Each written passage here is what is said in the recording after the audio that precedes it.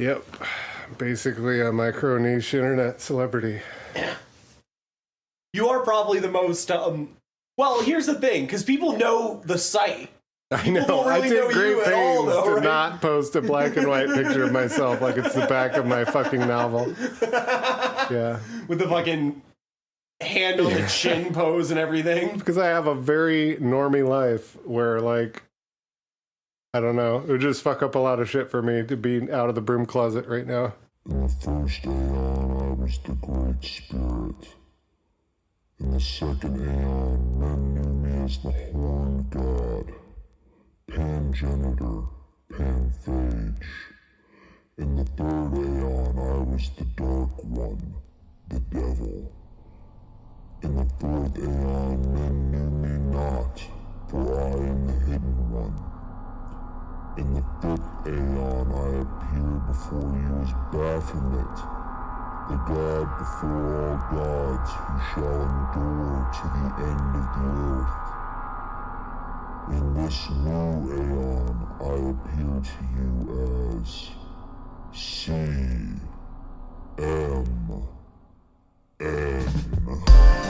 Imagine that there is a brilliant white light just above. Is commentary on the magic art. In the years of the primal force and the dawn of terrestrial birth. Oh, that was very educational. Now magic will take place. Don't be fooled by what I just said.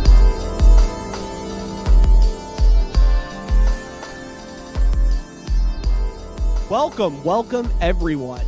I am Santa Monica Kennedy, and this is Chaos Magick News, the only news podcast with its own I Ching hexagram.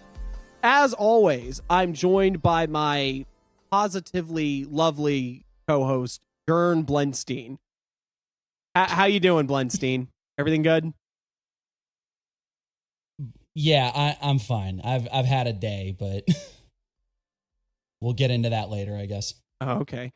We got somebody else with us, though, right? We do. We have one of our absolute favorite, directly over your left shoulder with you, or like right sholdder, but you failed the divination, my friend. I know. Yep. Sorry, you suck. Oh, Get right good. Shoulder. Turn in your magic card. You're kicked out of magic. Okay. Yes. You've been banned from Chaos Magick. We have Matt from ChaosTarot.com with us. Woo! Hey Matt, how you doing, man? Yeah. Old and awkward. Yeah. Hey, you're not as awkward as when we first met. Because we're both autistic. That's his Ooh. diagnosis. I don't know. I'm not sure. You got the diagnosis. I didn't. Yeah, but we get along. So that's the diagnosis. That's the diagnosis. That's the diagnostic criteria. Is we wouldn't get along if only one of us was. So right off the bat, I've been tossed out of Chaos Magick, and you've been accepted into the fold of the TISM. Yes. Great podcast. Yeah, we're definitely not getting canceled. All right. Well, all of that aside, I guess we'll just roll right into the intro topic then, because I know Matt is going to be the best person we could possibly have on the show for this one. I am the best person in all situations, objectively. So we wanted to talk about things in magic that we just don't understand or don't get or have never worked, essentially. Everything. Yeah, magic's not real. It doesn't work. All of it. Nice. Right. Well, I guess, Matt, since you're the guest, we can start with you. What's the thing that's never worked for you and you just don't fucking understand it? Tarot. Ooh, Really? Everyone's going to freak out about that one. I love it. See, the thing that with tarot is that it's too much to learn. It's just a pain in the ass. You want to get my attention, All there those should be numbers, like right? 5 of them, not 78 of them, and then they're reversed, and then blah, blah, blah. Then everyone argues about them. So I just don't have time to fucking learn that shit. I don't want to memorize all the stats of your spiritual Pokemons. It's too much to remember. And when you just ask me, I can just tell you the answer without having to deal any cards out. And I'm right every time because I have discernment. I'm a pretty smart guy, and I pretty much know, like, what's every tarot spread? what do I need to do in What's gonna my get me endeavor for this business? I already know what to do. I know I'm an adult. I know, know how to run a business. Navigate the fucking world. What if he likes me? Does he like me? Fucking, how do you not know? How does he act around you? Dumb shit. Like, it's I do have to say. Apparently, I was gonna say apparently I'm bad at this because I am definitely the person that has to go like, do they like me or not? Because you can be like holding my hand on a couch, and then I'll leave and not get your number. and then get hit up, then get a message later being like, so you're just gonna leave without saying what's like getting my contact or anything? And I'm like, oh, I didn't realize that was a thing. My bad. Wow, you're lucky they actually followed up with you. That's never happened with me. There's like, oh, I guess he's gay or something. You can't. No. You can't let somebody like this walk out the door. So how do you feel about tarot then, as someone who doesn't know? Oh, well, I'm a huge tarot person. Like the last episode or the one before that. Yeah, episode 7. Do you think those two things are related? Which two things? My obliviousness. Yeah, you don't know my shit, and you have to my ask absolute cards, oblivion. I do know shit, and I don't have to ask the cards. Yeah. Yeah, probably. But no, the I'm sorry, I'm not overall, trying to be mean. No, you're fine. Yeah, all we do is give each other shit. Don't worry about it. I'm huge on tarot. I'm definitely not somebody that feels the need to grab a tarot deck every time I have a problem or like, what do I do? But when I'm absolutely stumped about something, I find it to be a really useful one. And the fact is that when you learn that like every 5 card has a certain thing that runs through it where it's like, all right, 5s really mean this, and you just understand what the suit is about, then it becomes a little simpler. It's type. It's, Charmander's a fire type, 5s are Gabora type. That's how this thing works. Yeah, a lot of people only see the suits. Well, yeah. Once you realize that, all cups have this in common, but then all kings have this in common, then it's... Yeah, it's the spreadsheet of tarot. I mean, I was going to say, because, like, I find myself mostly doing divination in general, but, like, tarot especially when it's, like, magic kind of questions, when I'm looking for, like, all right, I can think logically about this, but this is magic, so I'm not going to just sit here and try to, like, rationalize myself into something, because the only thing I'm going to come to if I rationalize a bunch of magic stuff is that, oh, magic's not real, so let's just go on with my day. Magic is real, my friend. I mean, it's real. But we have to say magic isn't real, so we can use the wah, wah, wah sound effect that we always use. You can't do that kind of self-talk. You say magic isn't real 100 times and then try to do something, it's not going to work. Isn't there something? I remember there's something about if you deny magic, everything it's given you will be taken. Yeah. I don't remember what it's from. Yeah. I think that's Golden Dawn, maybe. I mean, I'm sure some Wicca person probably said it too. It's probably been said by 1 billion people.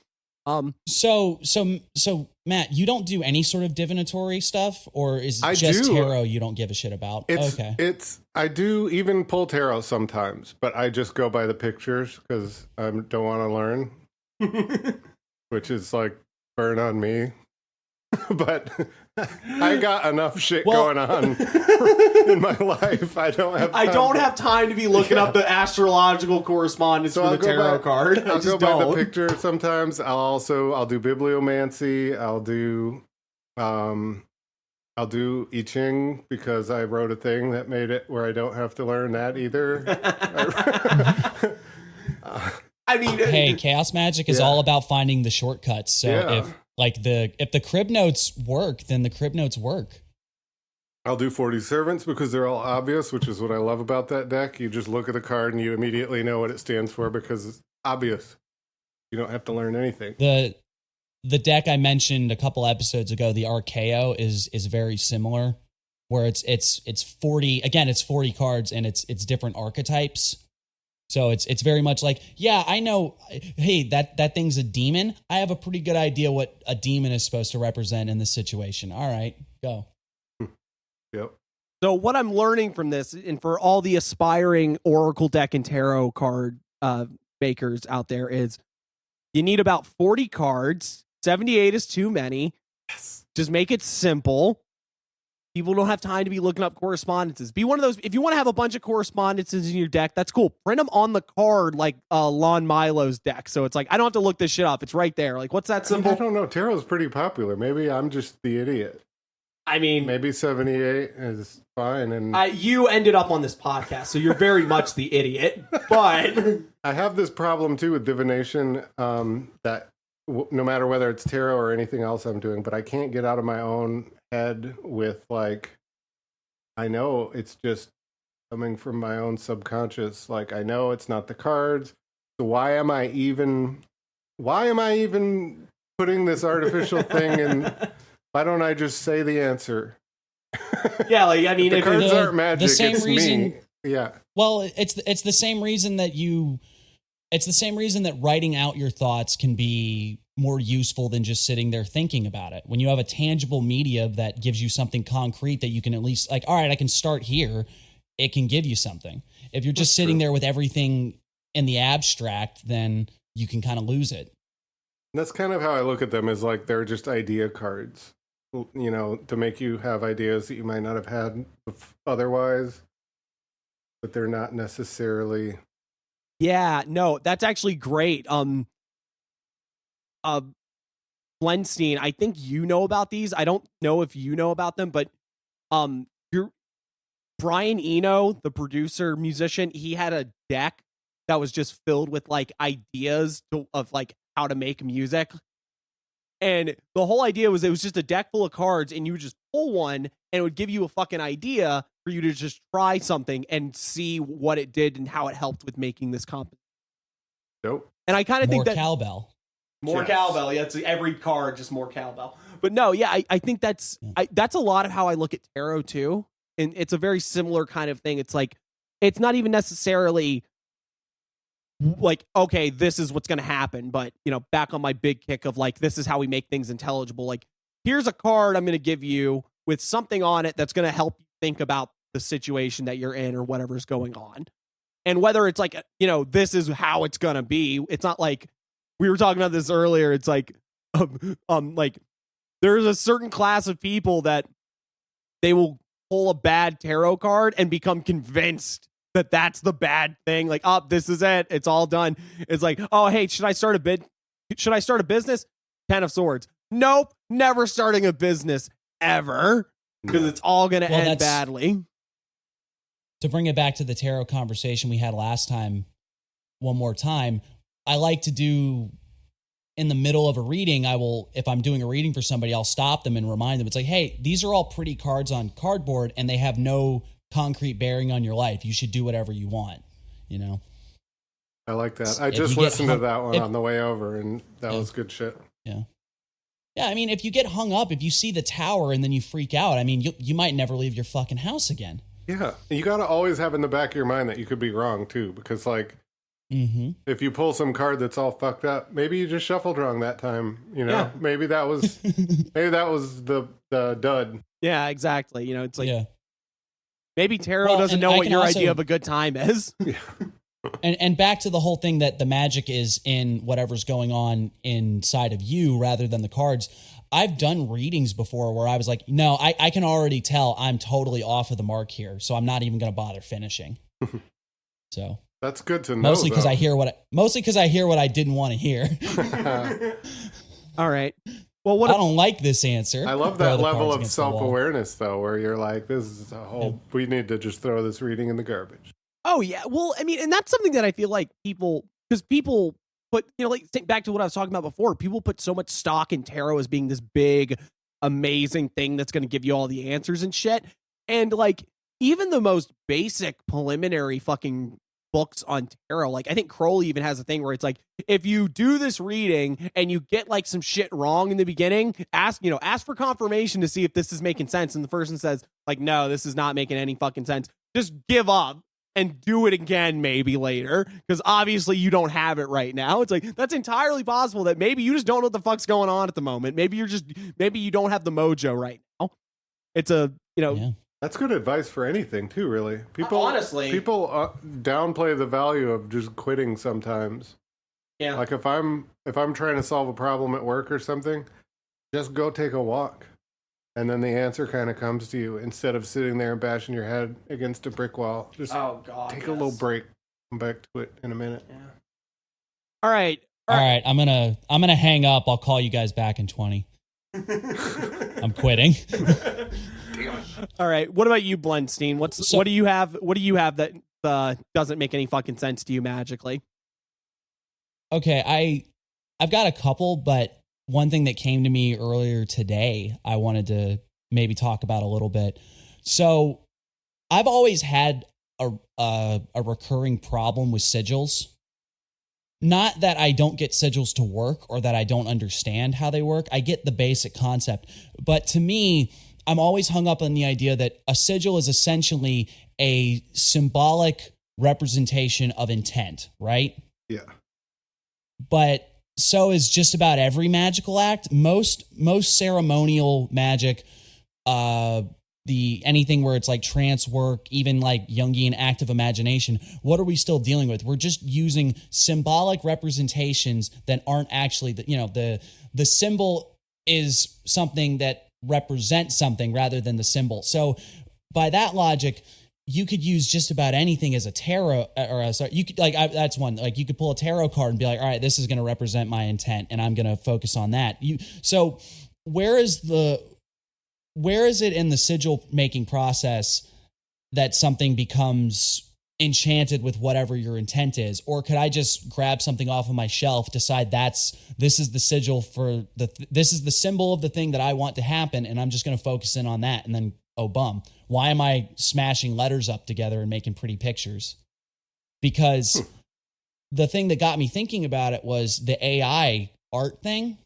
Yeah. And people are already using that to make sigils. But it turns into, is that just as effective or more effective or less effective than sitting there like writing out your intent and then turning it into a symbol? Well, as someone that uses the chaostarot.com sigil generator like all the fucking time, I can't see any reason why using a fucking computer or program at all would have any difference. It hasn't in my work. I'm not even just saying that because he's here and looking at me. Like, honestly, I use it all the time, and it's like I've never had any. It's never been like, oh man, if I just wrote this out with a fucking pencil, it'd be so much better. What are they doing with the AI though? I don't know what they're. I guess I'm not hip anymore with the techno magic people. Are they doing something with the AI that is crazy? What are they getting the AI to charge it for them or something? I'm just talking about people using these art generating programs to make sigils. Oh, okay. And then I assume they're just wanking off over them and firing them off on their own. But it goes back to what I'm saying is that Pornhub's a big sigil. If if those work, then I guess it's almost like, what's the point? If we come to the idea that you can use just about anything to make a sigil, then you might as well take it the step further of just about anything can be a sigil. If you decide that this is what this means, and then you treat it like a sigil, and you treat it as like this is representing this intent, then why do we need to go and do the Austin Osman Spare thing of mashing up letters? That's kind of the first chapter. Doesn't even matter. Advanced Magic for beginners, right? Yeah, pretty much. Chapman's like, now use your butt for a sigil. Now you reuse that other sigil for a different intent. Or yeah, I think it's just utility at the end of the day. People, I don't want to insult the magic community, but sometimes people have a problem with just being able to find whatever the hell works. It's like, the back to the pulling a tarot card and be like, all right, that's going to represent my intent. People have a lot of existing ideas about what a card means and stuff. They might have a hard time jamming whatever the hell they want into what this is. So it's a lot easier just to, I wrote it out as a sentence. I know what the sentence means, and I can turn that into a fucking symbol.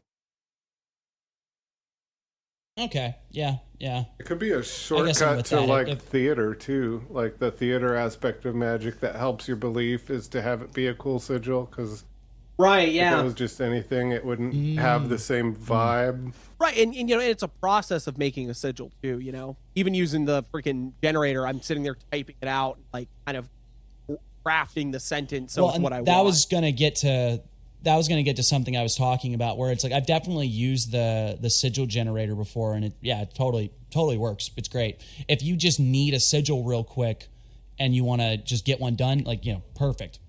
But I do know that when it's something seemed a little more important or something that I really wanted to invest some effort into, I'm gonna make the effort of actually sitting there and writing stuff out, trying to make the symbol, and then it's like when I finally have the sigil finished, I'll probably draw it out like way bigger and put it on something important, you know, something that and that goes back to the theatrics of it, where it's like, this is a super important magic symbol. And then I'm gonna make it like 3 times bigger than the original squiggle I had and try to make it look nice, blah blah blah. Yeah, I think the process in Magic's probably I wouldn't even say like an underrated thing, because I think most people would probably agree. Well, part of it's just the feeling. If it feels better to draw it out by hand, then, you know, and if that's going to make it work better, great. I like to do sigils the old-fashioned way too. Like I use the app the same way, where it's like if I just don't have a pencil or I'm out and about and I need one, but I love nothing more than to sit down with a pencil and actually draw it out. Well, we're all old drawing nerds too, so I'm sure that's part of it. Yeah, and that's the thing, is that I used to be a really firm believer that art and magic were joined at the hip. So it's like if you're not a good artist in some shape or form, you're probably not going to be any good at magic. I've definitely stepped back from that statement, but I do think that at least if you are an artsy person, it's going to inform a lot of your practice in a lot of ways, whether you're fully aware of it or not. All right. What were the other ones you had? I've never gotten astral projection at all, ever. It sounds like your sigils work though. So was that one just the idea? Oh, that was just the whole notion of sigils in general, because I just never know where to draw the line. Because I've had the conversation that it's like sigils are a real encapsulation of all magic, because it's symbolic actions plus, you know, question mark, and then it turns into whatever your intent was. But by going by that logic, a ceremonial ritual is a sigil, essentially. It's what is a ceremony? It's symbolic intent. So it's like a thing that represents another thing. Yeah. Everything is everything. That was all I was going to say. This is Panama. Yeah. So it was much less a like, I've never gotten these things to work. It's more of I'm just honestly confused about what's going on here, as far as where are the lines, as far as like, when does something stop being a sigil? Lines in Chaos Magic? Almost. Oh, you silly child. Almost like everything's you're right. a sigil. Yeah. It's like it's almost like I got thrown out of Chaos Magic at the beginning of the episode. You did. You've been banned. I should read that email on the air. Oh God. You know what? Let's just do it, because I think this shit's way too fucking funny not to. And I got banned from Chaos Magic at one point, is where that came from. So here we go. This is an email I got from someone after I blocked them from my page, which they were posting on because I blocked them from my group. They found my email and sent me an email. I know you have legitimately deluded yourself into thinking that this absolute garbage website you have has some degree of potential. But let's face it. Looks like something that was built in 1995. Poorly at that. And I know you are giddy about making draggy for your little cards. But the fact is, any autistic 16-year-old could make something better in an hour. And you are asking money for this? So you have forced my hand. You are banned from Chaos Magic. Forever. I don't mean Chaos Magic Group or Chaos Magic Study Group or Mickey Mouse and Goofy's Chaos Magic for Morons. I mean Chaos Magic. But I'm going to leave you with a little souvenir. It's a new servitor I've been working on, and she's going to kick you the fuck out herself.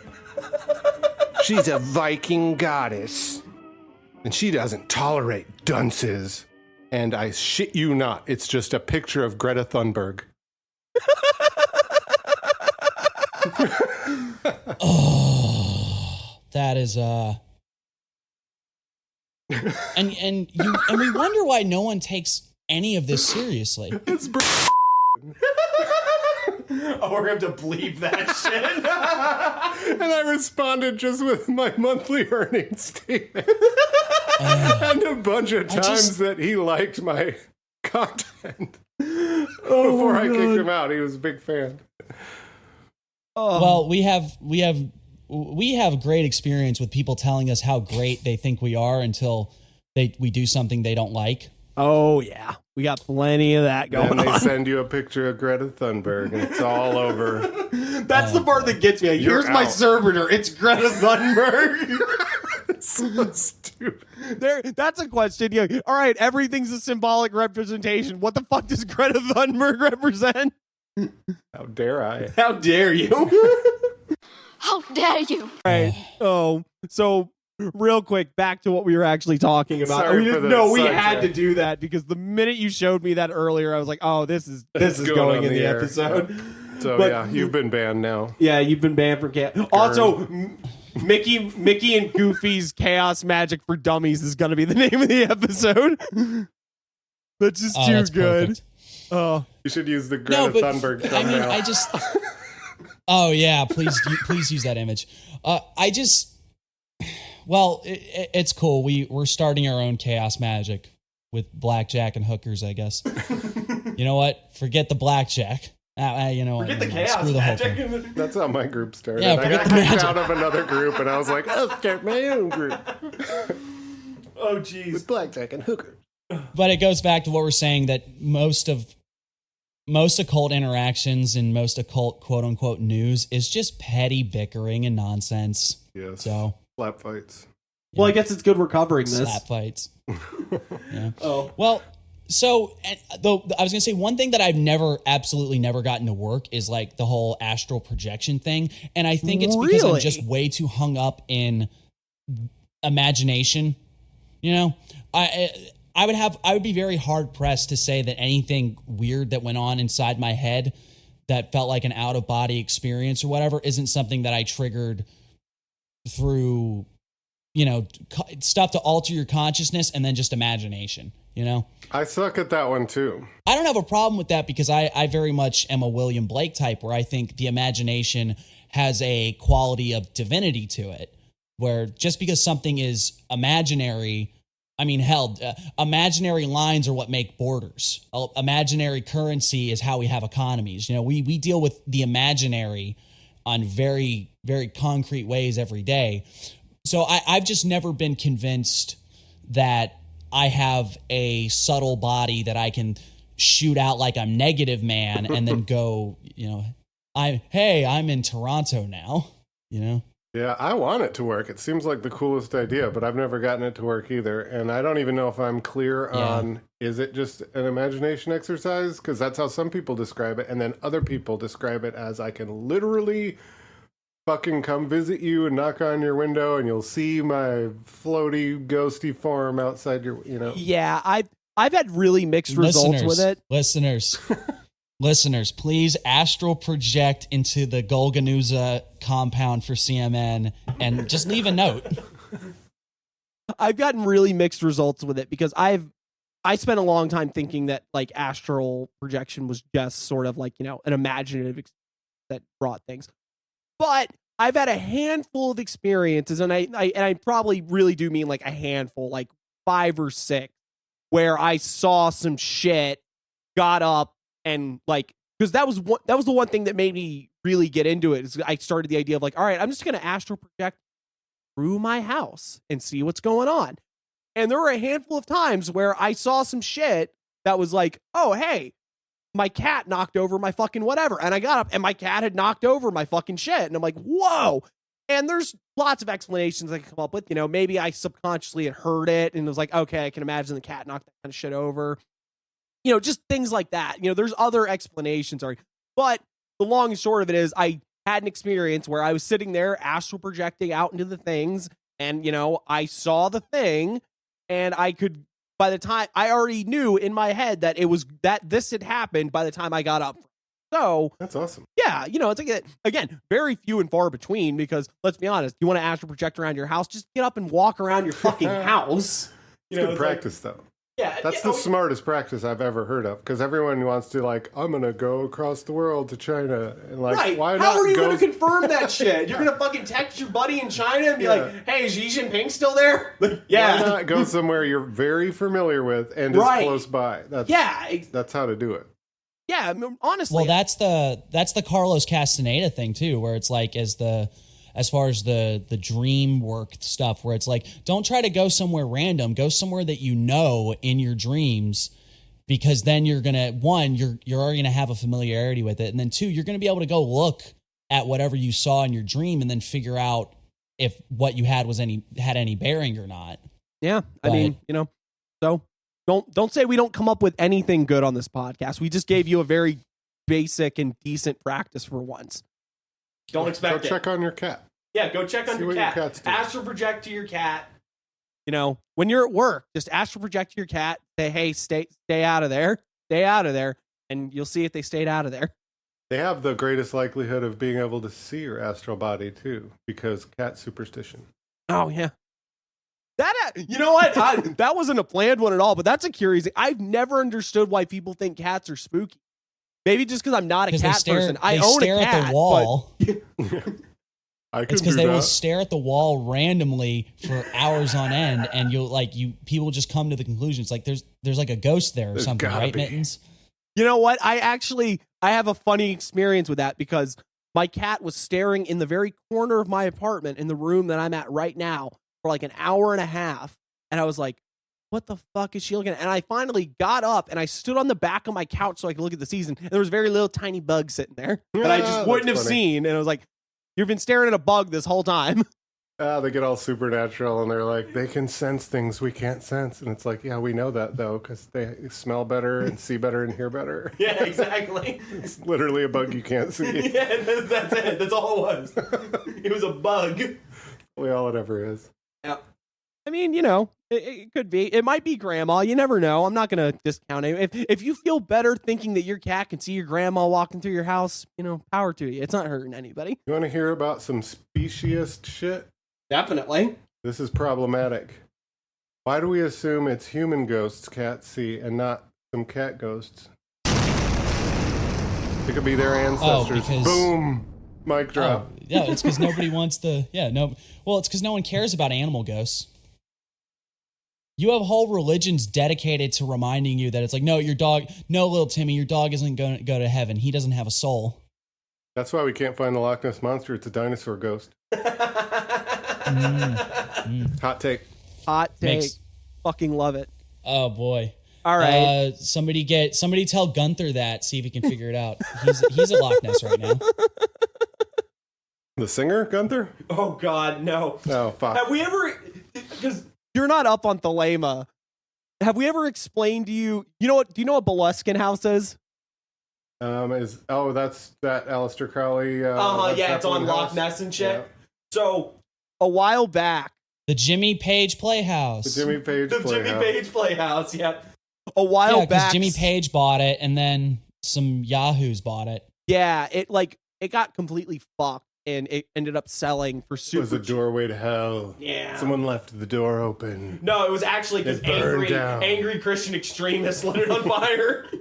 No bullshit. That's their answer for everything. Yeah. The angry Loch Ness monster ghost got mad and lit the whole place. I would have just given him 3 bitty. He just wanted 3 bitty.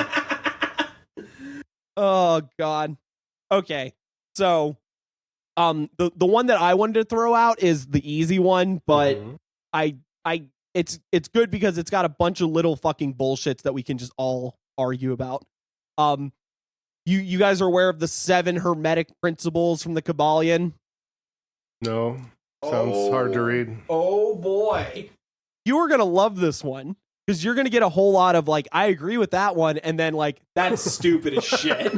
I know Blenstein over there is familiar with this one, but if you guys don't know, the Kybalion's a book that a lot of people are like really, really in love with. The Lord of the Rings, right?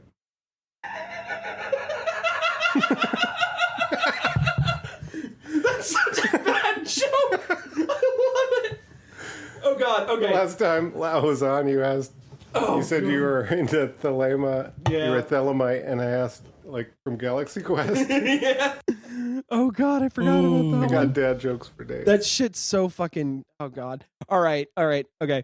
So, it's basically it's a book that claims to be ancient Hermetic principles and stuff. It's not. It's something that some dude in the 20th century wrote. Obviously. Cringe. Yeah. Well, but, every book claims to be ancient mystic knowledge, and it was just written by some dude. I mean, yeah, but like this one isn't even like. This is like if I wrote a book on Egyptology and was just like, hey, all right, so, Ra, the sun god, he was like made of candy. That's what the Egyptians believed. Like, that's the level of this. Is Grant like, Hancock, is that you?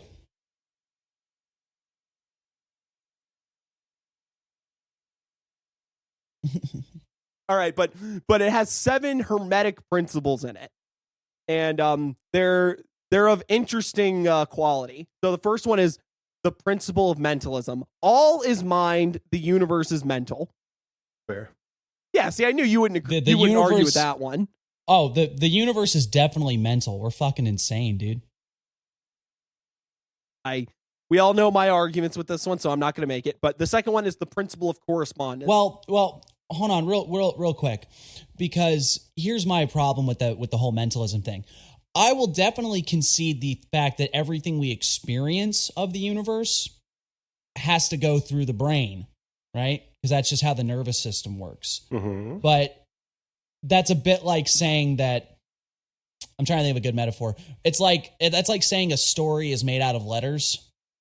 I guess it's like, no, you needed the letters to be able to tell the story because that goes back to the whole thing with the tarot too, where it's like it's a medium that lets you convey an idea.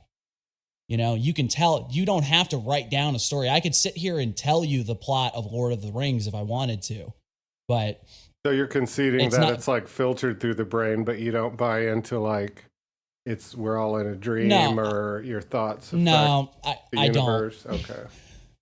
Well, I would definitely say that there seems to be a reciprocal relationship between how you interact with the reality and how reality behaves, but I don't think that is the same as saying everything is mental phenomena.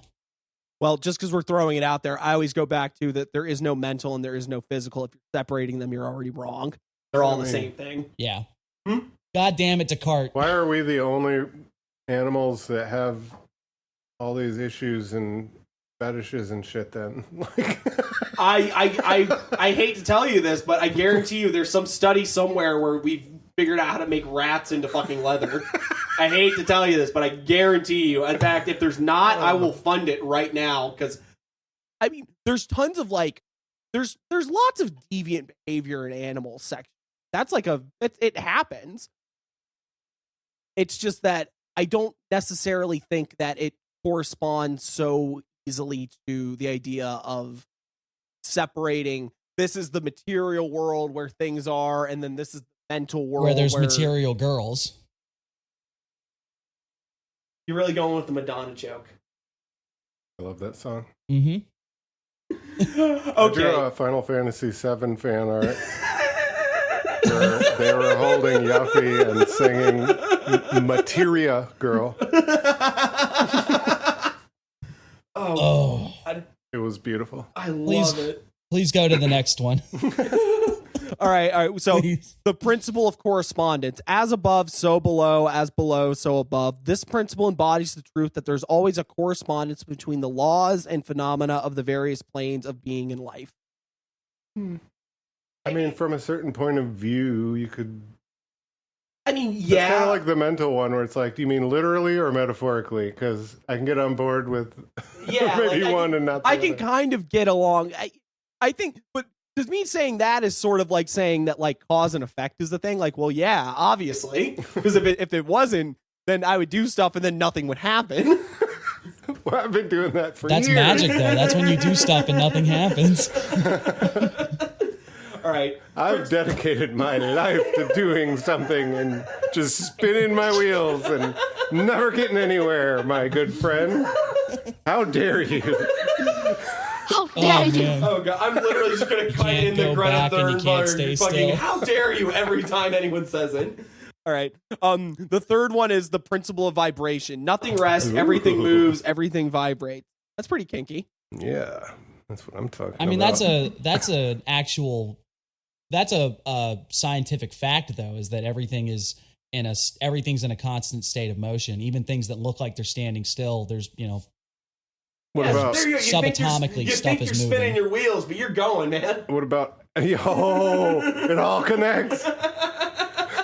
You weren't accomplishing nothing. You were actually vibrating on the subatomic level. Oh, jeez. What about absolute zero, though? Isn't that when all Yeah, that's when everything vibrations- stops, well, right? then you're fucked. Oh, yep, you fucked it. Sorry. Rule 3 is out.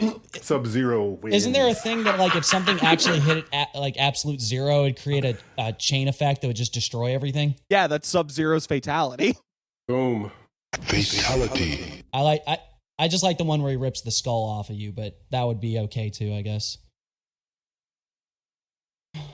Okay, principle of polarity, everything is dual, everything has That's poles. the worst one. Yeah. Let's just stick in everyone into dualistic thinking. Yeah, the exactly. worst thing you can possibly be stuck in. Yeah, right. It's like everything has one of two poles. Cats are girls, dogs are boys. This is how this works. Well, You it's picked the that's most exactly what I'm talking about, because critical. it's bad enough that it's giving an implicit dualism to everything, but really what it's saying is that everything is binary, that there is somehow an either or to everything. And that is just really, really bad thinking. That's the That is- worst. That is terrible stuff. It's awful. That's the root of all thinking problems, Pretty much. and that's their principle. Yeah, that's a principle. The worst part is it's number 4. So you can come up with 7 rules, but everything's got 2. Okay. Oh, I know, right? You already fucked your own self. Yeah, right? There should be 2 rules, you dumb fucker. The 2 rules of hermetics: shut up and do what I tell you. Buy this book. Oh, God. I'm not even going to go through all the rest of them, but wait a minute. Oh, he fucked himself because then he has the principle of cause and effect later. You already did that one. That's why he's got more than 7. That's why he's got more than 2 rules. He's just repeating himself. He was all about them angel numbers, baby. Yeah. He needed 7. Oh, yeah. He's got 7. 7 is the principle of gender. You already covered that. Seriously, the last 3 rules are just repeating themselves. I don't understand this. But so, all right, there we go. That's my bit of magic. that I don't Binary. understand. There's nothing I hate more than feminine and masculine energy. Shut the fuck up. It's literally just that's the problem, because if you look across different cultures, the notions of what's masculine and what's feminine are really shifty. Yes. And then you look back historically, the ideas of what's masculine and feminine are really shifty. It's like, it's all nonsense. It's just cultural pastiche. I'm not going to say that somewhere in my head, I probably have some notions about this is masculine, this is feminine, but at the very least, I can acknowledge how arbitrary they all are. Yeah, it's definitely not a principle. And then you're going to, try to, again, that goes back to, that's like in your bedrock. That's one of the big 7. It's bad thinking. It's bad ideas. Yeah, none of your 7 should be in common with conservatives. Yeah. Look, if one of your 7 principles can be fucked up by a fungus, then you're done. Sorry. What's the masculine and feminine of a fungus, bro? Come on. I mean, we killed that. I mean, it's I don't know. 2022. I've seen some pretty masculine looking fungus, if you know what I'm saying. We non-binaries are out there. Yeah. We got every non-binary person Shut just the looking at the door on that. Kybalion sorry, you fucked up. Fucked up. Oh God. All right. Well, even if you're not non-binary, you should look at that and be going like, this is fucking stupid. Yeah. It's pretty fucking whack. All right. And I guess with that one, we're on to the Holy shit, we really went for fucking almost an hour already. Holy yeah, hell. but we've got 3 people now, so that's going to increase. Like, the fact is, you have more people, it's going to run longer. Whatever. I'm still The only blaming reason you. it didn't. Oh, that's fine. I take offense to that. All right, but we're going to move on to the most beloved segment of Chaos Magic News. What's in the news? What is in the news, indeed. All right, so let's see. I was telling Matt earlier he's going to get to see behind the curtain as we scroll through headlines and go like, this is shit. He's literally just scrolling. I really am. Like, There's no secret to this. There's no- not like it's a not- it's supercomputer here that No. spits out. we don't find the algorithm. good headlines. We just find them as we're doing it. All right, so. What you got there? Oh, God. Nazi-inspired U.S. prison guards, American Revolution, Aren't and they all? Ukrainian conflict. Highlights from Victor Bout's... Oh, God. This is RT, and everyone's going to be mad that I'm looking at RT, but I think RT is great for finding ridiculously stupid headlines. Did they just imply that there are prison guards that aren't Nazi-inspired? Yeah, right? Like, isn't that... No, well, I think it's the other way around. I think Nazis are inspired by prison guards. Okay. Okay, so I'm just gonna throw this out there, is that you can look at studies and investigations done by other law enforcement agencies that openly admit that white nationalists and neo-Nazis have infiltrated just about every spot of law enforcement that you could think of. Yeah. And this is from other law enforcement. So imagine what they're not telling you. So yeah, that doesn't surprise me in the fucking slightest. How would you rate me on a scale of Nazi to prison guard? Look, the Hermetic principle, everything is dual. There is Nazi and prison guard. Your only options, baby. Those are the 2 horoscopes. The two signs the poll right is there. joined. Oh, God. How Latin identity became fodder for content. From articles like this. What are you talking about? Yeah, how can you make content fodder about content fodder? Yeah, right? Yeah, see how ironic that is? Oh, God. Like, Latin identity, is that what it said? yeah, how Latin identity became fodder for content. I mean, I can sense that probably without even reading this one, they're probably not wrong. But I just don't see how it's news because that's what content do. Right. It's just constantly mining everything about everyone's culture and trying to shit it out into a Netflix series or something. Yeah, pretty much. It's Yeah. well, and I guess that could go on a magic level. There's always that thing about actually, here, real quick, do you guys think that there is something of a draw as far as spooky woo-woo people where you feel the need to find something that's outside of your natural culture? Or rather, the culture you were born into, you feel like you need to find something that's quote unquote exotic or whatever. Ooh, I think. Do you mean personally, or do I see that pattern throughout occultism? Do you? Yeah, both, I guess. It's definitely a running theme in occultists. I try not to do it too much, but I know I do it a little too. Like there's. Yeah. Even tarot, I'm not, a 14th century Italian gamer. So I guess what am I doing with a tarot deck? Imagine if Twitch had came out back then. They'd be like, all right, guys, I'm going to do. Oh, well, there's people doing tarot spreads on Twitch now, actually. yeah, Never there's mind. people. There's an entire market of people doing card like openings on fucking Twitch. So. I keep trying to get Jens to go on TikTok because all day I scroll through TikTok and it's just people doing readings for money. I'm like, why are there not?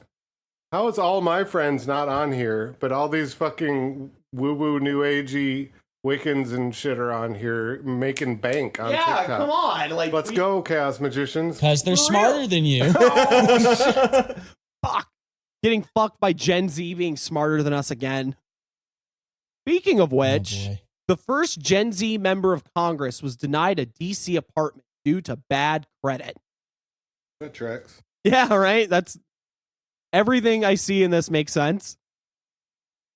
Congressman-elect Maxwell Frost was excited. He thought that the first few months of living in DC, he'd be couch surfing to save money. But as luck would have it, he found an apartment in Washington, D.C.'s Navy Yard neighborhood with monthly rent he figured he could swing. This week, he went to the apartment and spent an hour filling out the application and providing information for a credit check. He submitted a $50 application fee.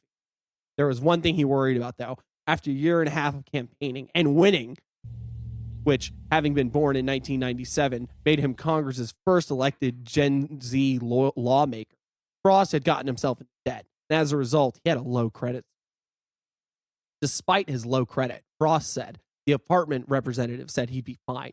He wasn't. That's fucked. Yeah, that's fucked. But it's also like, welcome to the real world. Like that's happened to. That's literally everyone I know that's happened to, and most of us didn't get elected to Congress. Well, I mean, if that's his credit score, this is not the first time. He's not his first rodeo. Yeah, right. Sure. But yeah, that's pretty sad state of affairs that we're in, I guess. I mean, it's just it's not a sustainable thing that is going to keep being able to happen in this country. We're gonna, like, things are going to have to change, but they're not. You know, it's like literally you're just going to see more and more of this, where somehow you're going to find people that are in positions that you think would be beneficial and like positions of power that it's like, yeah, I have like no money. Yeah, I'm just they don't fucked by this. I've heard so much weird shit about like how many sick days you get when you're a senator, and how like I'm surprised they don't just give them houses. I'm surprised that he has to go all through this. the hoop. All this means that in about a year or two, when he has a net worth that's 100 times higher than it is when he came in, it's just the reminder of like, it's got to be even easier to corrupt you when you're broke. Oh yeah. Oh God. He's gonna take whatever money they can give him. That's probably all pre-engineered. They deliberately drive up the housing in Washington so that lobbyist money can come in and. Oh jeez, that's some dirty magic right there. I like that. All right, he's gonna be living in a Monsanto manor in a little bit. Just wait. All right, as attendance dips, churches change to stay relevant for a new wave of worshipers. They're busting out the tarot cards. Yeah, right. I mean, religion has been degrading in this country for God knows how long. So I guess churches would have to, honestly. But really, like, how hip are you going to get anyone new?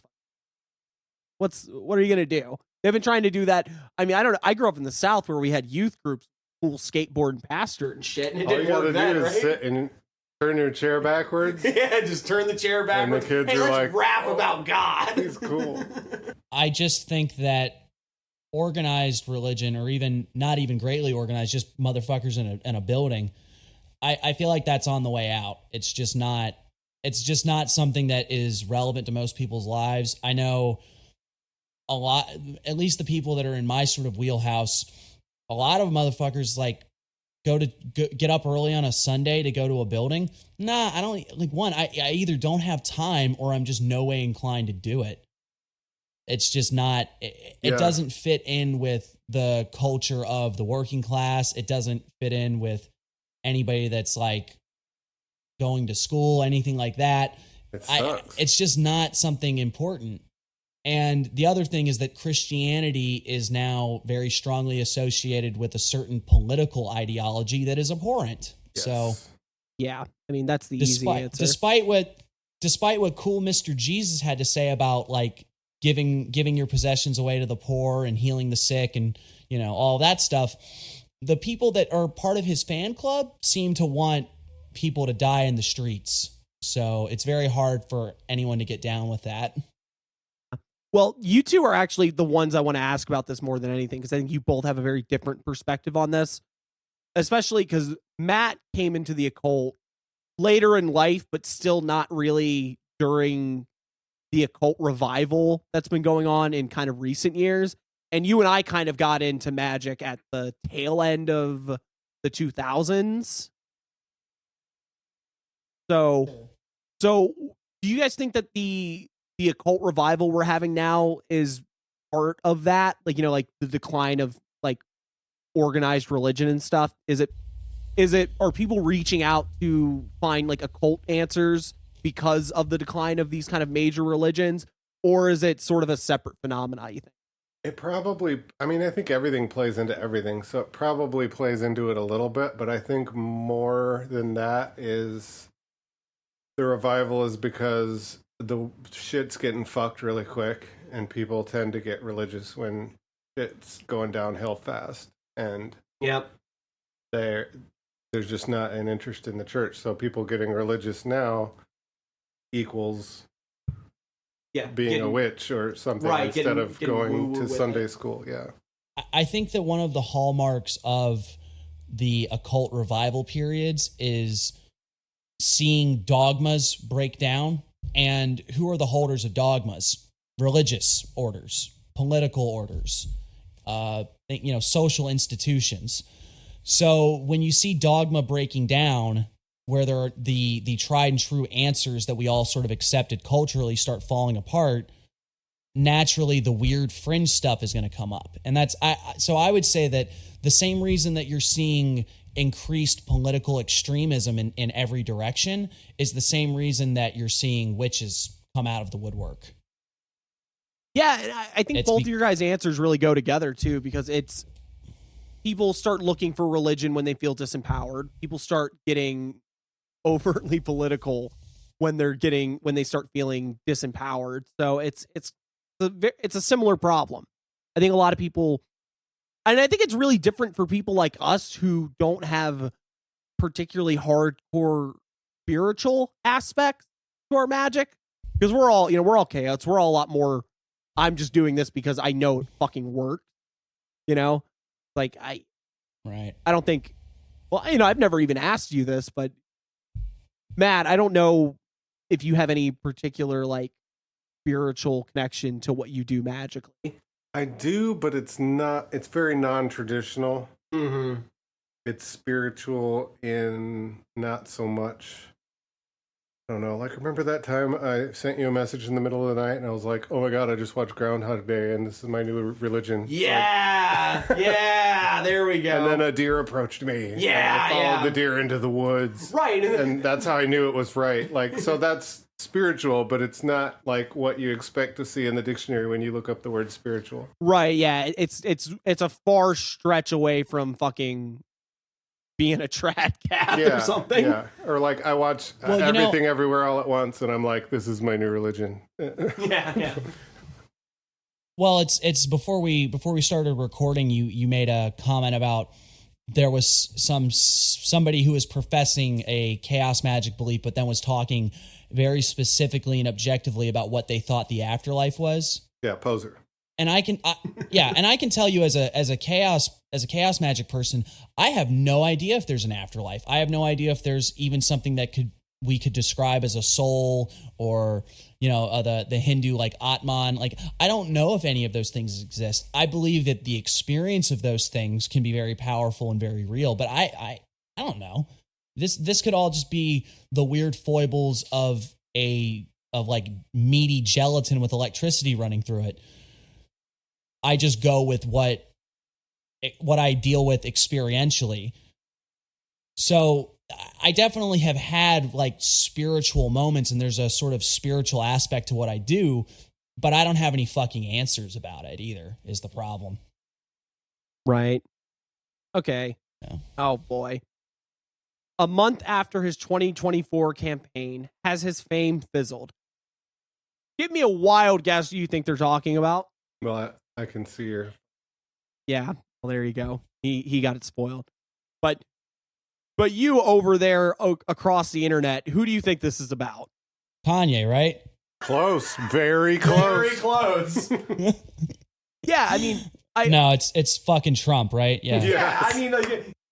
Has his fame fizzled as he's got the top headline on The Guardian? Like, you're still talking about him, so I don't fucking think so. Everybody had a shit fit when they thought he was going to get his Twitter back, or when he did get his Twitter back. Did he get his Twitter back? No. Yeah, and he said some shit about the Constitution needed to be overturned so he could get the presidency back. I mean, we're being played. We're consistently being played, and everybody just does it. He says something crazy so people will pay attention, and then we all pay attention because we're dumb. Yeah, I mean, That kind of happened with a Now- Vice article recently. we're not talking about the Vice article. But there's a certain occultist who says something crazy for attention. It's consistently, that's his business model. And he wants you to buy a zine for $15.99. Oh man, Are we? are we gonna do this? Really, no. Let's not do it now. But I think we really do need to record. I think we talked about the idea of like doing the little blurb episode, like the mini episode. You know where what? We just describe this. We just say, hey, here's what happened. We'll have Matt back on for the Vice special. Oh my God. It'll be great. I mean, it won't be great. Okay, yeah, I we're guess just going to sit here and cringe the entire time. Well, because he was minorly involved in it as well. I have no idea what you're talking about. Oh, all right. Oh, My lawyers have advised me Oh boy. Oh that god. not to get into a magical war. Well, because we talked about Kanye for the last like 2 episodes, and we just brought him up. I guess should we give the highlight of what happened, what Kanye did in the aftermath of getting banned off Twitter? Not even exactly sure The Alex exactly what Jones thing? Kanye did, but didn't he some shit about being Hitler? That's what I Yes, heard. he said, "I'm the reincarnation of Hitler, and I have come." No, I don't know if you're joking or not. I know, It's right? That's the Kanye. worst part. So, Kanye ended up on the Alex Jones show. Because of course you do at that point. course This you is the do lowest at you that can get point. at this point. Oh, And he said what everyone, well, no, he said what no one expected him to say, and everyone was praying that he wasn't going to say. He said, I really kind of like Hitler. mother of God. The best part is Alex Jones, who we all know is a complete fucking shill and doesn't believe anything he actually fucking says, because he's just in it for the money. He's looking at Kanye with like the motherfucker, you went too far, you can't say some shit like that. And gonna get me fired. he tried to give him an out. He was like, he started talking about like, I understand you're into fashion and I get it, the Hugo Boss uniforms from the Nazis are very aesthetic and interesting, but I don't know if I want to agree with that. Hitler was was good. And then Kanye immediately goes, No, I like lots of things about Hitler. So here's my guilty pleasure here, right? If Alex Jones didn't talk so much political and talked more just absolute insanity, I'd watch him all the time. Oh yeah, I used to buy tabloids because they're. When You gotta know what Alex Bat Boy's doing. Yeah. When Alex Jones describes, he goes like, Hillary Clinton is a interdimensional black-bellied mosquito, which is an actual quote. It's fantastic. When he says stuff like that, when he talks about the Stargates that they're trafficking people through into other dimensions, like those sort of stuff, I'm so on board. It is so funny. It's just the greatest stuff. But the problem is that for me to get the crazy stuff that I find really amusing, I have to support the same dude that's saying like, those children didn't really get shot. These were all actors. So it's just like, I don't want to give anything to this guy, even if it's just like a pissant view on his YouTube or whatever the fuck. I don't really want to support that. Yeah, no. There's the other problem too, where even if it was just the crazy stuff that we think is funny, someone else is listening to it and thinks it's serious. Yeah. Yeah. They don't think it's funny at all. But look at.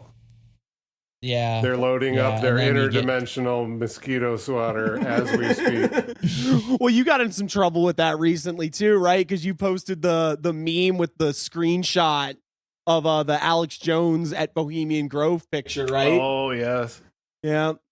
I got called a conspiracy theorist. I'm like, guy, I just throw shit at the wall and see what sticks. This is a meme, sir. Sir, this is a Wendy's. Yeah. My page does not represent my views at all. Oh, that's the disclaimer we need. I have other people signed into my page posting shit. Christine is responsible for 99% of my content.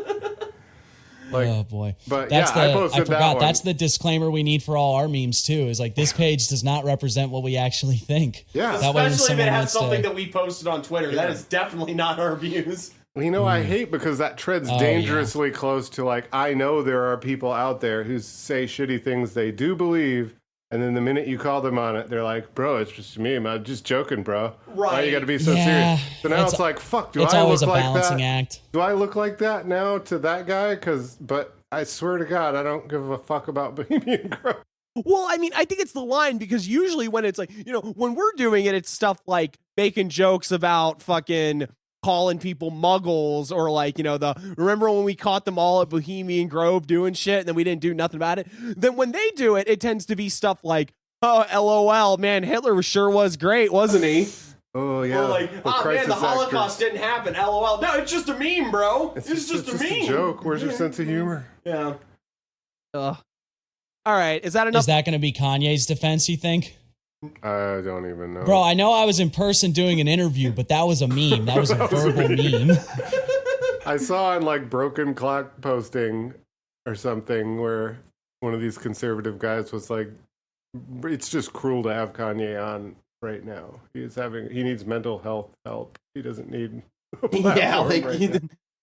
I mean, that's the thing that was Ben Shapiro too. And I was like, holy shit, I hate when Ben Shapiro's right about anything. Yeah, God. It happens like once a year. He gets a once a year thing where he gets to say something that's accurate to reality. Oh man, he was Usually so right it's about my that wet ass sister's pussy beautiful, but No. Oh God. He's wrong about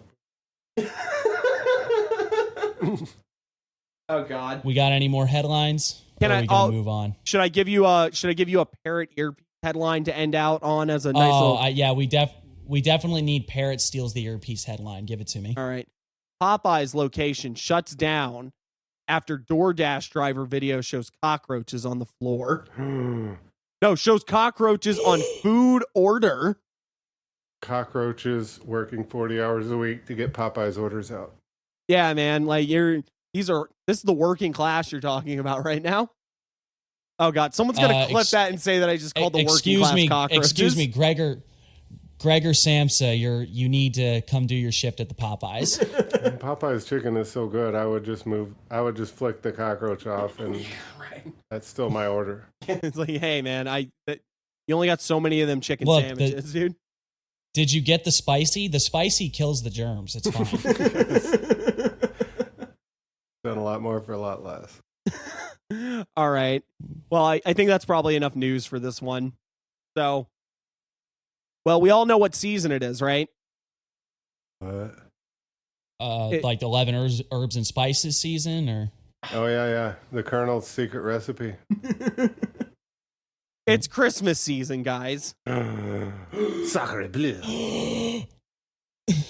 which is appropriate that we're doing the Christmas episode now that we have a guest on, because we did the Halloween episode, and we didn't do a Thanksgiving episode because Thanksgiving's not a real holiday. So, but the reason for the season is an episode of Tales from the Crypt where they explain that the Grither comes on Christmas to murder you. Oh God, you jumped in way early. I love it.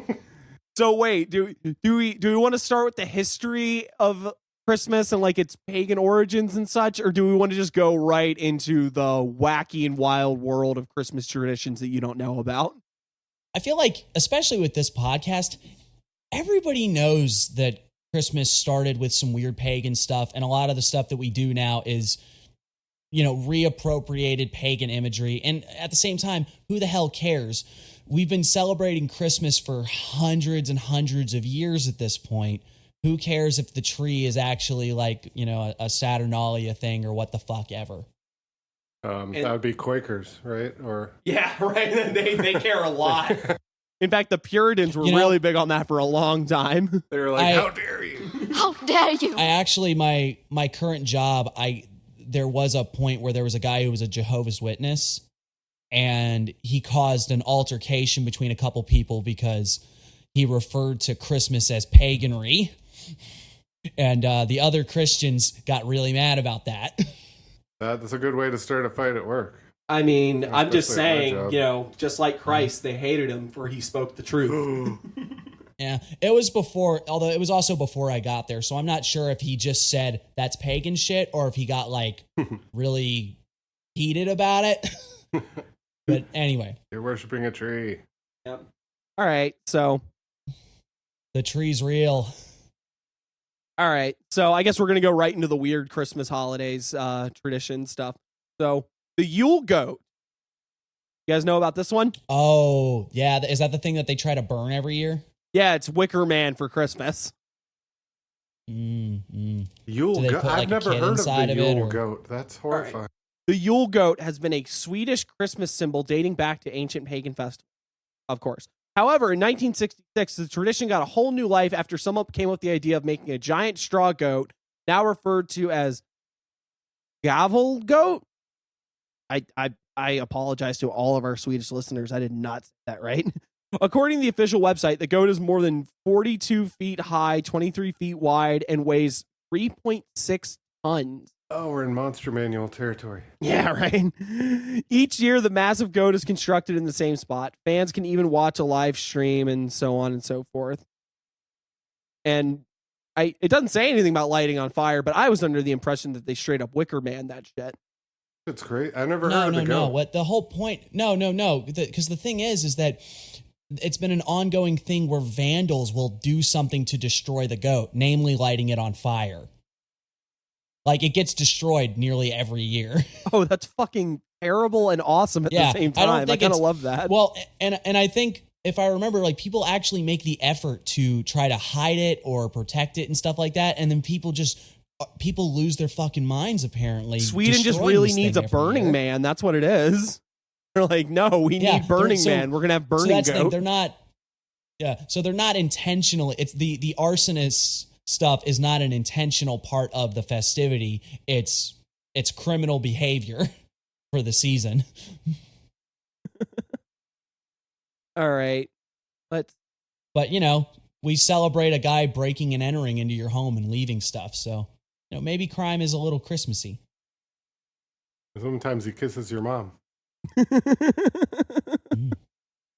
Oh, God. Where's the one I wanted to talk about?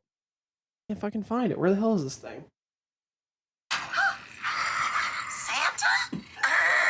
Yes, Virginia. There is a Santa Claus. Have you guys seen Santa's Sleigh? Because that's my tradition. Is that your tradition, Santa's Sleigh? I watch Santa's Sleigh. Oh, It's a God. That's fucking horror great. movie starring Fran Drescher and that Goldberg guy from wrestling. Yeah. I've seen it. Can I talk about the one that I like? The horse Welsh Mari skeleton? Lwyd, or however you say it. Okay, good. Fuck yeah. Yes, the Fuck horse yeah. skeleton that you have to have a rap battle with, or he takes your stuff. It's a custom found in South Wales. The tradition entails the use of a hobby horse, which is made from a horse's skull, and it's mounted on a pole, and you decorate it up. And apparently dates back to the 1800s, and it carried on into the 20th century, and I guess now it's still a thing. The whole point was that groups of men would carry the horse around to different houses, and they'd start, as they're going, they're doing little festivities and stuff like that. But the whole point is that they would go up to a house and they would bang on the door and they would be like, "Let me in." You got to let me in. I'm the skeletal Christmas horse. You must let me in. And they would do it through song and rhyme. And the point that you would have to respond back about, no, this is why I'm not letting you in. And you have to rhyme back at them. And basically you have to keep coming up with responses and excuses why you can't let the dread lich horse into your house. And if you fail to deter the magic wrapping horse ghost monster, you have to let people in and give them food and drink. Which is just everything That's you so want much more about a wholesome crazy than our old tradition world in custom is America. there. Oh, yeah. Ours is just like capitalism and scaring the shit out of your children. Yeah, right? And holding things over their heads. You're not going to get any fucking presents if you don't go do what the fuck I tell you to go do. But that's some fun shit, and it ends in what? It culminates in you come in and you have a drink with me. Right. Fuck that's yeah. so wholesome. It's, that's the difference, because they're like, oh yeah, creepy horse skeleton. Yeah. But, it's wholesome by the end of it, because you just have a drink and you had a fun time, strengthening your bars and shit. Where in America, we're just doing levels of trauma to our children by, first off, implying that your home is not secure. A fat old man on a magic fucking sleigh can break in at any fucking time. And also that if you don't behave, you won't be rewarded with any of the good things that I know I'm going to get you because I'm your parent. Don't forget that he's always watching you and knows everything you do. The fucking Santa Panopticon. Not all like that Jesus fellow. People stop believing in when they find out Santa's not real. Oh, should I have said that? But yeah, I heard of that tradition a while back, and I would really even just be interested in watching like a recording. Like, I feel like that would be an interesting thing to watch, like a camera crew follow those people. It sounds like a really fun time. So you get horse's eye view. Honestly, I just think we on should the horse. That that would be perfect. Because let's just be honest. I mean, if you don't get shot, that's the only problem of doing it in America, is you might get shot. But if you don't get shot, it's gonna end in a good time. I can guarantee it. All right. And then you roll up on the SoundCloud rapper's house, and he just fucking schools you. You're like, oh, never mind. We're going to the next house. I only know Lil Elbow I saw a meme about the Yule me. cat. I don't know much more. All right. So, isn't it like a kaiju? What, like Godzilla? Yes.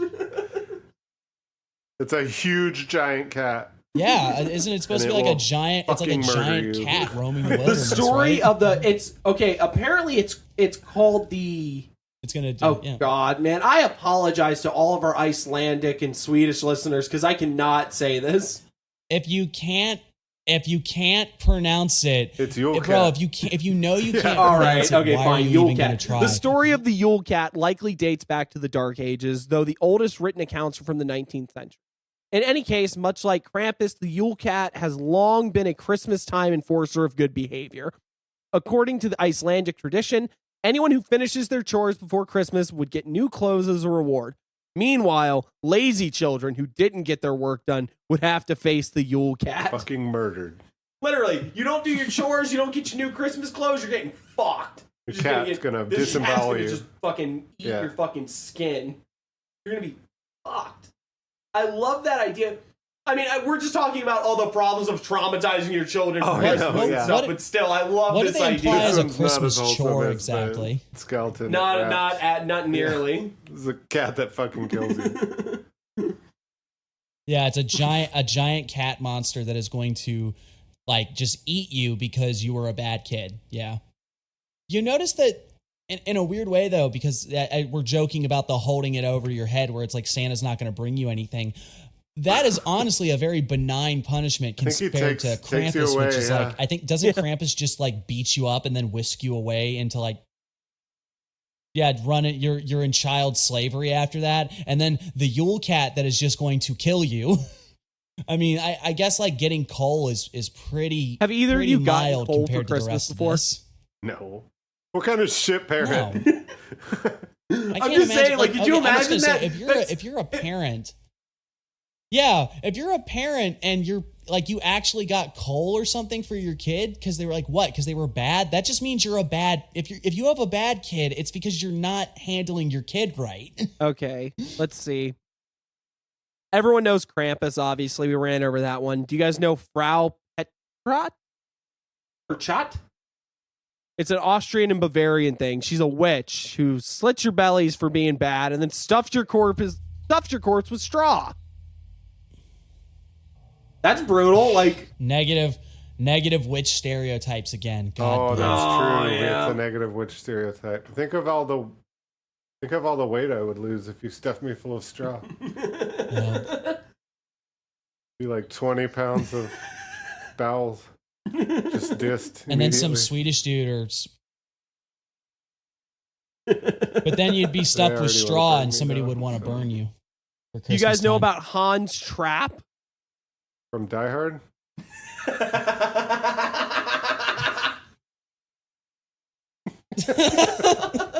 It isn't Christmas until Hans Trapp is falling. According to lore, Hans Trapp was a local man renowned for his greed and unscrupulousness. He used witchcraft and deals with the devil to become rich. So he's a good magician. We know that much. Right. After being excommunicated from the Catholic Church, he lost his wealth and social standing, so he took to roaming the countryside disguised as a scarecrow. At some point, Hans Trapp became consumed with the idea of tasting human flesh. He lured a shepherd boy to his death, then cooked him over a fire. Before Hans Trapp could take his first bite, however, God, finally feeling that things had gone too far. Wait a minute. What the fuck, God? That's when God decides. That's where you draw the line. Like, all right, man. Like, I know you just killed this kid and roasted him, but you're not taking a bite of him. Yeah, That's I just don't mean a much. bite. That's crazy. The kid's gotta fucking die because God's off the clock. He comes in Monday morning. Oh shit, he's gonna take a bite. Oh fuck. Oh boy. Holy fuck. He's gonna eat. I'm fine with the child murder. My book is full of that. That's but so I draw the line Probably at just because it's cannibalism. not kosher. The only reason. God damn it. Literally. Okay. The hold on, real quick. Can we just stop for a second? Sure. Okay. One, I don't understand how this is Christmas related at all. Right. That's just horrifying. Just ate a kid. But second, is the idea is he another one of the Advent enforcers where it's like if you don't behave, that's you already knew where this was going. He's just gonna show up. He's gonna eat your flesh if you're bad. That's all. God will stop him. Well, it's like, this is a fucking good. No, but hold on. This is a fucking supervillain story here where it's like, oh, he lost all of his money and sought vengeance, dressed up as a scarecrow and started attacking. Like, what the? Yeah, I don't understand. Either that or it's honestly, in a weird way, this is maybe, boy, I'm going to do this. Bad writing. It's fucking, it's script this is like Lovecraft though. This sounds like some weird Lovecraft shit where it's like he used magic. He used magic to get wealth and then like the church excommunicates him and he goes completely nuts and it's like, now it's cannibalism. He was probably doing it to summon one of the old ones. Yep. No, but but if it was Lovecraft, there's no god that's going to stop it. All the gods in Lovecraft are just like, yes, flesh. I love it. Yeah, that's the only non-Lovecraftian. It's like Christian God versus Lovecraft. Oh man, Dream dude, fuck Freddy versus Jason. That's what I want to see. I want to see Yahweh versus Cthulhu. Big, giant, like filmed over a tiny city, like the old Godzilla movies. Oh God, right? Cthulhu and Jason. No, in fact, that's exactly what I want. A dude in a rubber Cthulhu suit and a guy in like a fucking like frat toga with a fucking Zeus beard, just like duking it out. Or just a giant. You're just describing Derleth with big baby Jesus. It's a baby Jesus versus Cthulhu, but they're the same scale. Giant baby Jesus versus Cthulhu. All right, yeah, I'd watch that. This is $1 million idea. Fuck it, we're going into CMN Films because this is going to be the best. We're going to make $1 million off of this. Oh God! All right, I guess we got a couple more fucking weird Christmas things. Hallie can't. Is that the theme? Hold on, is that the theme though? Is that most of these are like again the Christmas time good kid enforcement squad? Oh yeah, because that's all. What other reason do you have? Because you got Santa already. You can't just come up with a better version of Santa. No one's gonna vibe with it. They came up with a better version of God, and it's Santa. You know, the one thing we talked about is that I'm wondering if Saint Nicholas is like, you notice that because he was a Catholic saint, but now he's totally just the Christmas guy. I'm wondering I'm sure there has to be like prayers and stuff that are like, but I just can't imagine one of the prayers are just like, oh, Saint Nicholas, please bring me that present. You write a letter. Please kill my fucking kids. They don't do what I say. Please, God. Please, St. Nicholas, kill my kids. Buy a giant cat or some such. Oh, there you go. I've been there as a parent. Yeah. I've been pushed that far. Please, God. You're honest, at least. because we asked, I have to find out now. What is Saint Nicholas the saint of? Killing kids. Killing kids. It says it right here on the Wikipedia page. Was I right? No, close. God damn it. He's the saint. Why would there be a saint of that? I don't know, because maybe they should have fucking went they to. They got a saint for everything. Maybe they should have did their chores. That's why. Maybe they should have fucking picked up their room.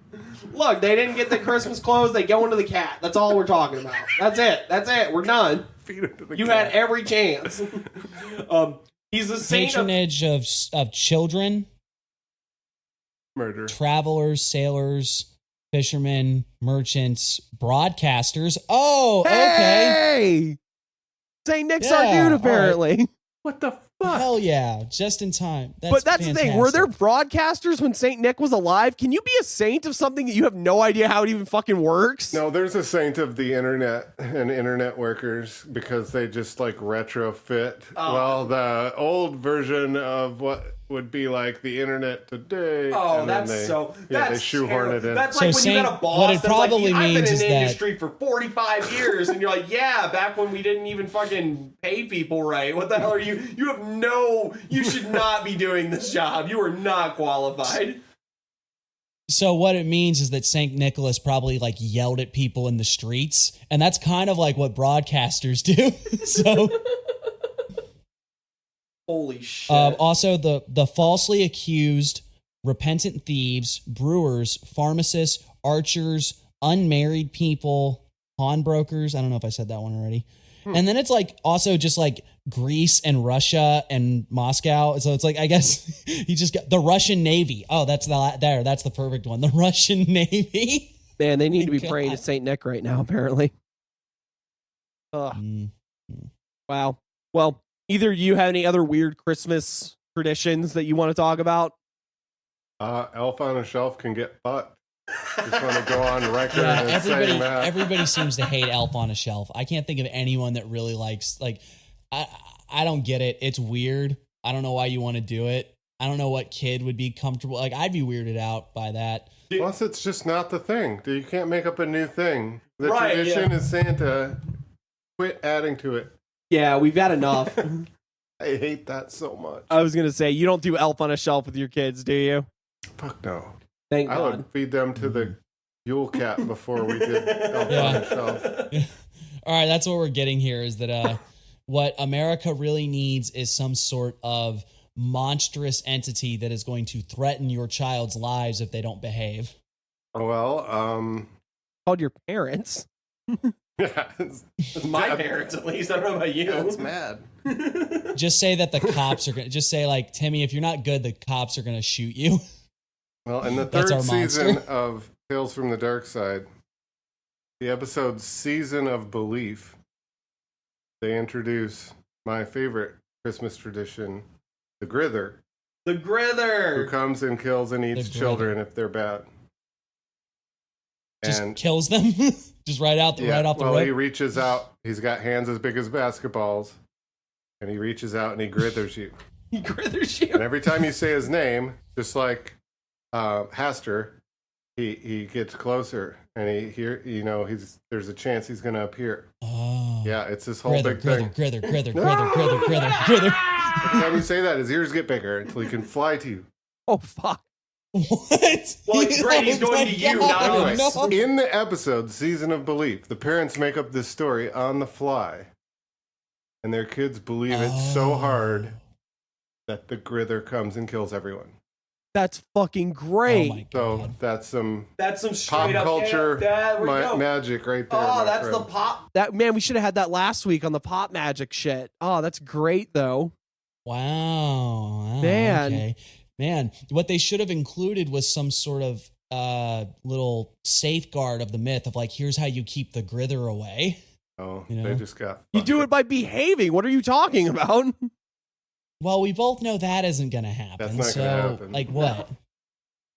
Oh man. Leave a stake out for the Grither, otherwise he's going to come kick your door in and run off with you. He was born on a ship. He was born on a ship. Yeah, born of the fear of all the passengers who thought they were going to sink. I remember all this. I saw it once when I was 6. Oh shit! And it, for some reason, Well, super stuck with me. I love that episode. I love that. I love everything about this. I'm gonna have to hunt this down and watch it. Oh, It's really definitely. good. Well, because you mentioned Santa's sleigh, I guess completely off topic, but just because I'm curious now, do you obviously Santa's sleigh, but do you have any other Christmas traditions that you do every year that are like weird stuff? No. Yeah. At least he's honest. The two things I do for Christmas every year is I always listen to Manly P. Hall's lecture on the solar Christmas like the day before, which is weird because I don't really like Manly P. Hall for the most part. I'm not a big fan, but I just dig that talk. Just on Christmas, you are. Yeah, just on Christmas. Fan on Christmas. Yeah, I'm a big fan of Manly on Christmas. His P. Hall is pretty cool on Christmas. Oh, Manly P.L. sounds like a exotic dance. I'm just imagining. I'm just imagining you like you're being a real humbug, and then in the middle of the night on Christmas Eve, Manly P. Hall comes to you and gives you the secret wisdom of all the ages. Comes down her chimney.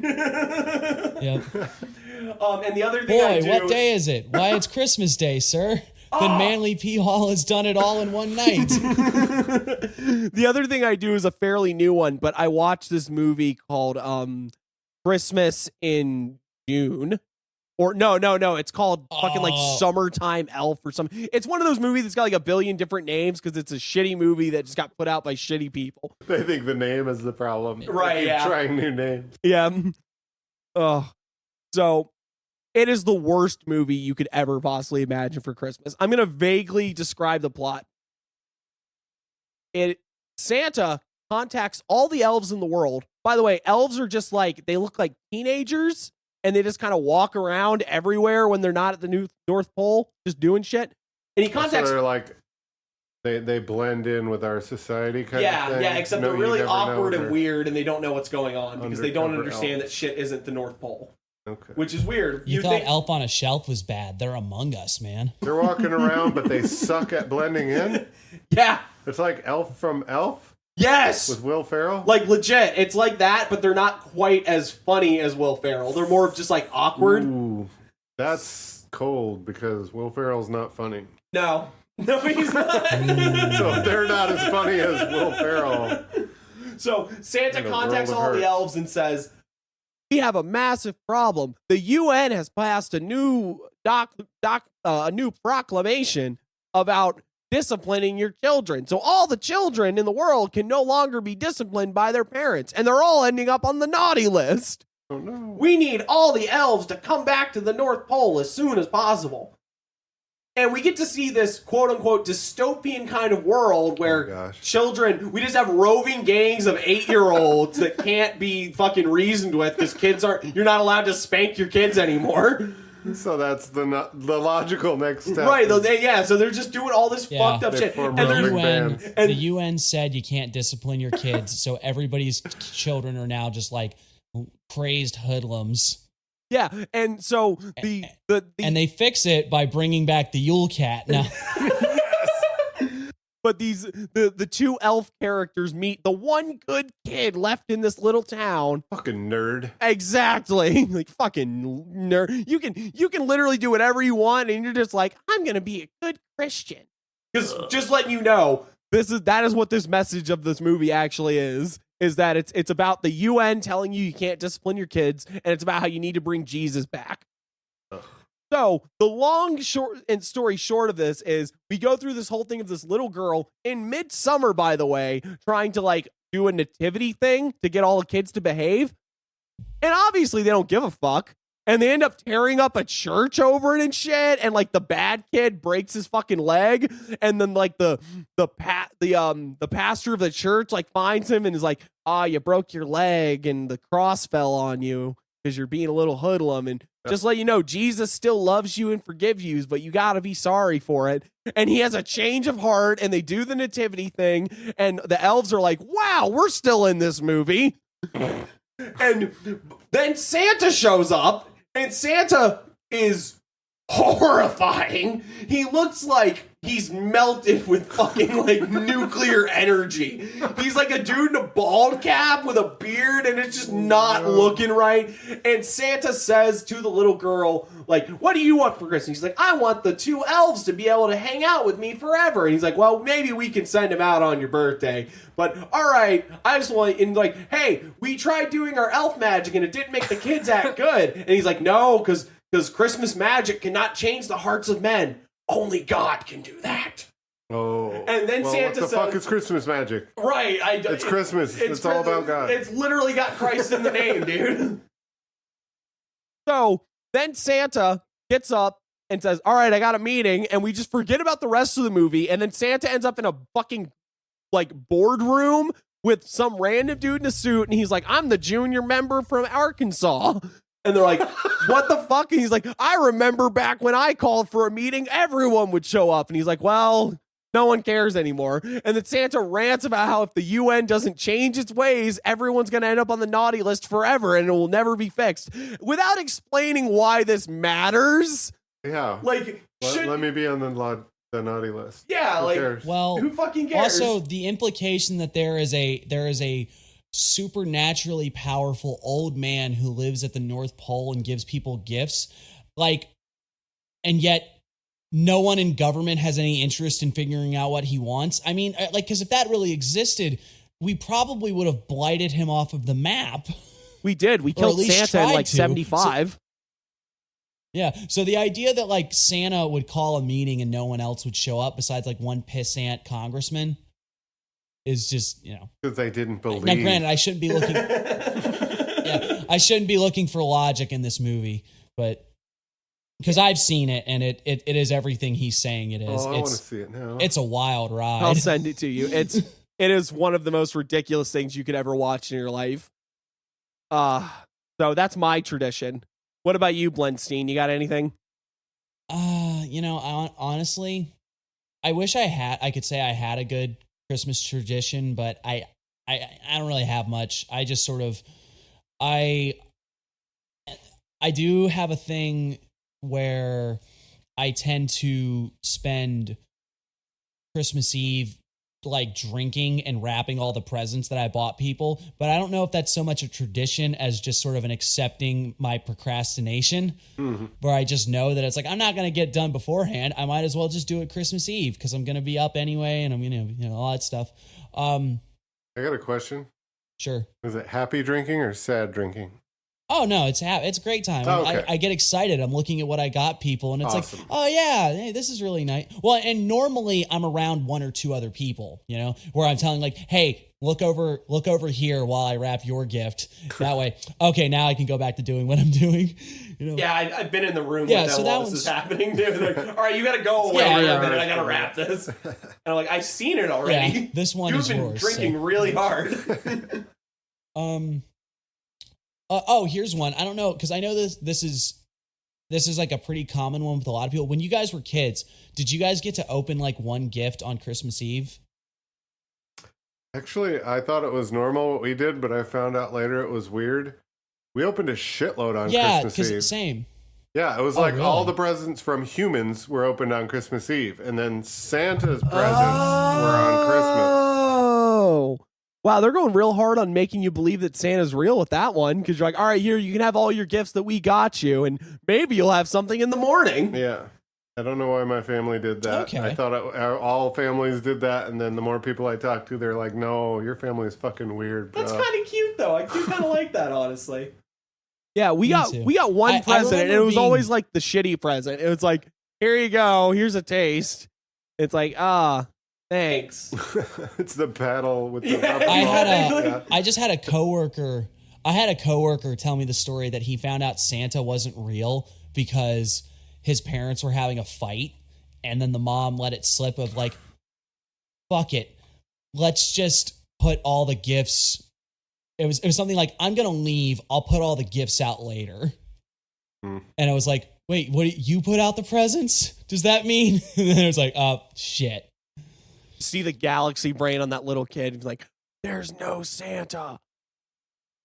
And my parents are getting divorced. The best Christmas ever. Wait, that means I get 2 Christmases in the morning. I don't have to be good anymore. No Santa. I also remember being like I remember being like 5 or 6 and kind of knowing in my head that it's like the Santa thing didn't really make sense. And then like asking my folks or like somebody grown in my family about it. And they were like, what do you mean there's no Santa? No. Like they were more invested in the idea of me being a child and having the childlike wonder of believing in Santa than I was. Cause I was already like, this seems a little suspect. Well, I didn't believe in God because we don't have it doesn't really work so well. It was just that thing of like, we don't have a chimney. How's he get in here? Oh God. Yeah. All right. Well, one of my teachers read us a story about Santa not being real, and then my mom yelled at her because that's how I found out. This is why we can't trust teachers. Yeah. Nope. You want him to teach him about gender? Oh, no. I've got blue hair. I mean, come on. Jesus Christ. He's the reason for the season. All right. One last Christmas thing, and then we'll move on. Can anyone explain to me what the hell is going on with KFC in Japan for Christmas? You should ask Ben that. Oh, I should. Yeah. That's a really entertaining one to me though, where like somehow that becomes the thing that people get on Christmas, like in Japan, where it's like, all right, yeah, Kentucky Fried Chicken. That's do you think it's because the box is red and white, so they already had like the Christmas cover, like the colors? I think it's because Colonel Sanders looks a lot like Santa.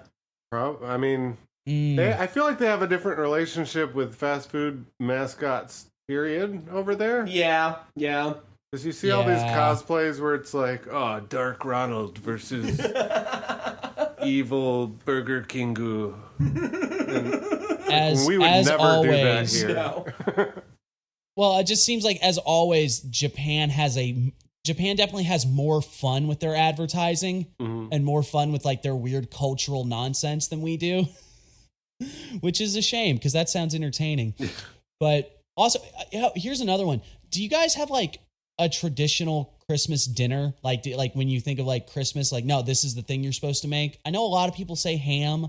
I know a lot of people say turkey, but I couldn't imagine eating like a roast turkey like a month after Thanksgiving just happened. I'm kind of turkeyed out at that point. Yeah. We have, do you want like a general one or like the personal one for my actual own family? Yeah, I'd like to hear the one from your family. We always did like, in my family, we always did kind of like a potluck where everyone would bring something and everyone would bring the same shit every year. So it was always like, it wasn't like we had a turkey or a roast beast or whatever. It was Aunt Sheila's nacho cheese dip and Uncle Chris's green bean casserole. And so it was just, it wasn't necessarily this big thing that's traditionally Christmassy, but it was our own private little tradition. See, that's really nice. This conversation is really just telling me, it's like, man, I wish I had more Christmas traditions that like I could actually fall back on, but I just don't, you know? The one tradition we had growing up was Christmas Eve. We got a chick. Dad was like, I'm not fucking, I have to cook. Oh. Fuck yeah. Keeping it real. Nice. Yeah. Nice. I'm getting too old for this shit.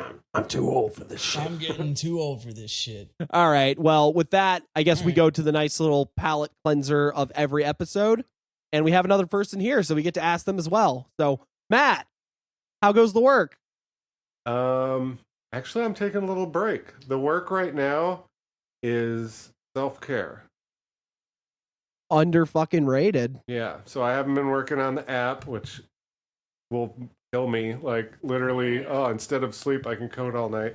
I haven't been doing a ton of rituals or anything. I've just been kind of trying to stick my head down and do normie shit for a while and just try to get 8 hours sleep for a change. Try to just taking a little break before I dive all the way back in. I still do a little bit of like, on my lunch break, I do the LBRP.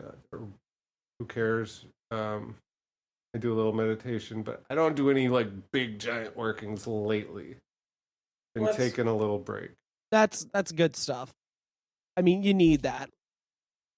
I've told everyone multiple times, I think you have to be able to take a step back from what you're doing. You just have to. Because if you spend, I mean, I think Cornel West had a quote about like, you can't be in love all the time because, you got to wash your ass, drink some water, it's like, and it's the same thing with magic. You can't be, I get it. Many people will tell you the great work has to happen at all times. Wash your ass, dude. Drink some water. Seriously, drink some water. Wash your ass, drink some water. It's not. It's good advice. You're gonna. Yeah. Gotta stay hydrated. You ain't gonna get no bitches if you don't wash your ass and drink some water. You'll be too dehydrated to fuck, man. They're gonna be looking at you with your dry ass skin, going, "Man, he's wobbling on his knees." I'm not into that. He got crusty lips and a crusty ass. I'm out.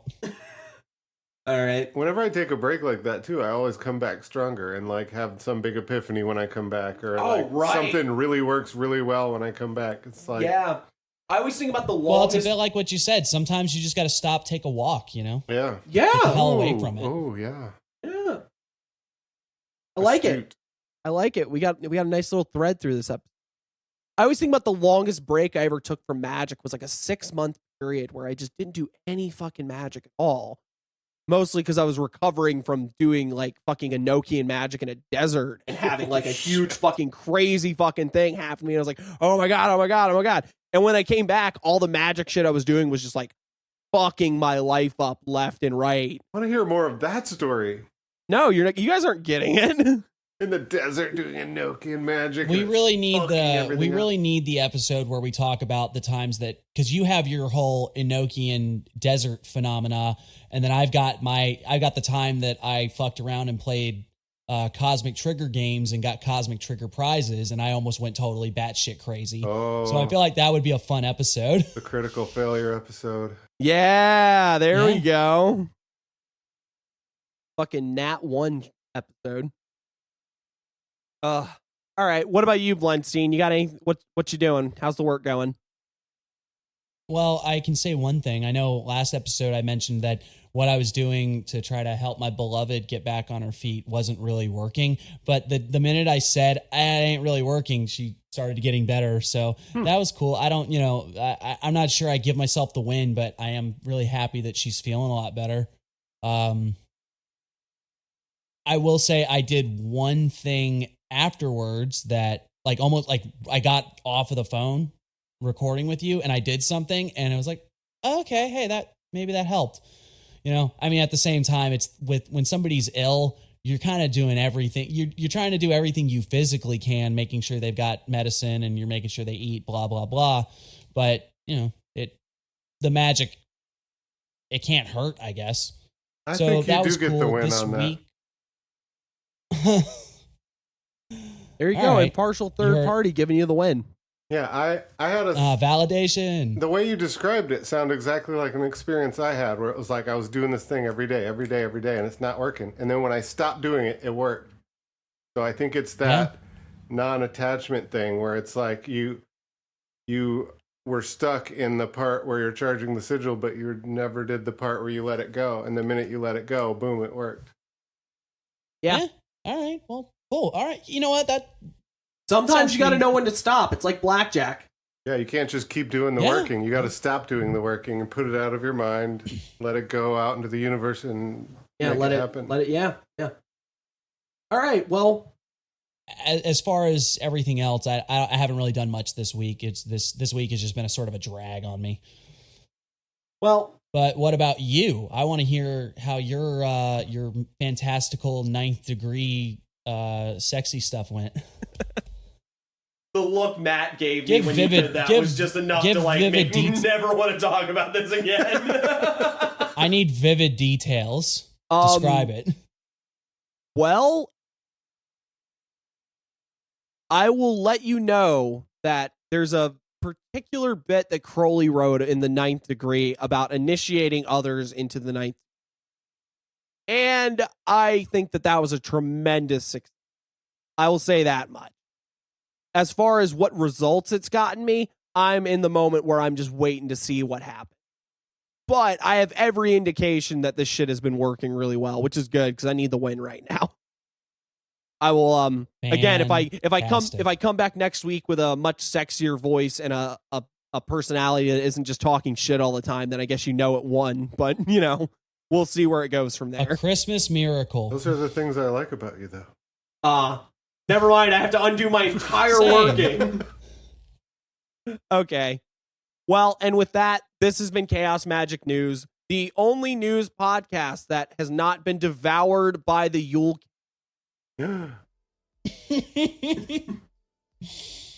As always, if you have a bizarre Christmas tradition that no one else quite understands, just say it's Icelandic. You can check us out on Twitter at Chaos Magic News. We're on Instagram and Facebook at Chaos Magic News. And we have the wonderful website, chaosmagicnews.com, that every day we thank Matt from Chaos Tarot for actually building for us. We don't You a say it real one enough, for that, but man. there's a reason he's our favorite, people. He's kind of the fucking best. Bribery. Oh, God. Matt, do you have anything you want to plug while we're here? No, I'm good. We didn't say Chaos Magic White Castle.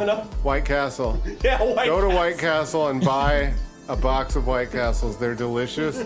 They're cheap. You'll thank me later.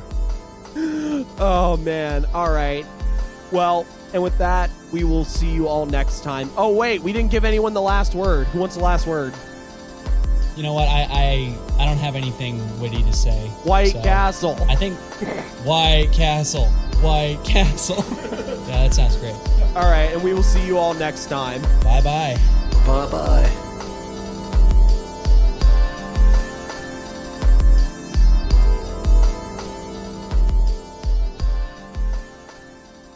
Okay. Alrighty. Cool. I'm gonna go Then- get another beer before, so I don't have to get up in the middle of the. Oh, episode. yeah. No, that is... See, we should have Matt on more often because he's Just got for that. great ideas. Delicious.